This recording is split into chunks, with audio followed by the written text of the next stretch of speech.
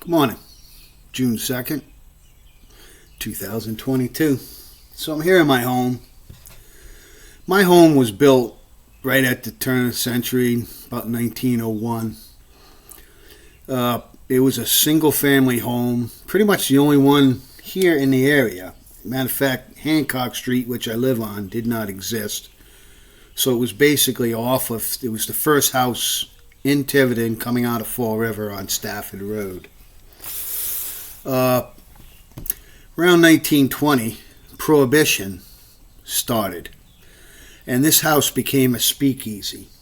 The reason it was a great house was if the police came, and it would probably be the state police because the local police pretty much worked there, you could run out your front door and be in Massachusetts. And because there was no jurisdiction, you could literally stand there and laugh at the cops, even though they might have got your booze. But the place was never really busted. And come 1933, when Prohibition was repealed, it became what was called Tommy Ryan's Nightclub. And they extended it, put in a bandstand, and started having big events. 1938, I probably jumped ahead. This was 37? 1937, Harvest Supper, clam bakes. These are all things I found when I was doing insulation. And the area where I'm sitting right now is a bandstand. There was a floor above the floor. This was the very back of the building where I'm at now, and the bandstand was here, and then it was all dance floor, and then over to the right was the bathrooms.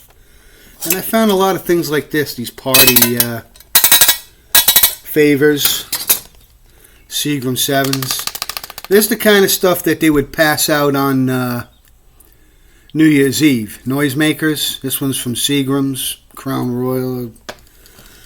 During the war, USO dances and matches. Don't Talk Chum. Green Lucky Strike packs. That was definitely World War II. And these were all, when I cleaned the place out, I found all this stuff underneath the bandstand.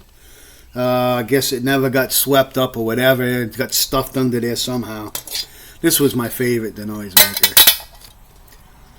So when Tommy Ryan died, he left the house to the church, and it became St. Teresa's Rectory. So many wedding receptions and things were held here until the 80s. The church sold the property to my grandfather, and my grandfather chopped it up into 4 apartments. So I bought it in right before 2000, and I still live here and rent it out, and it's been my income now. So a lot of history in this property, and that's why I like to collect all these old antiques and things to fill the place out. Alright guys, talk to you later.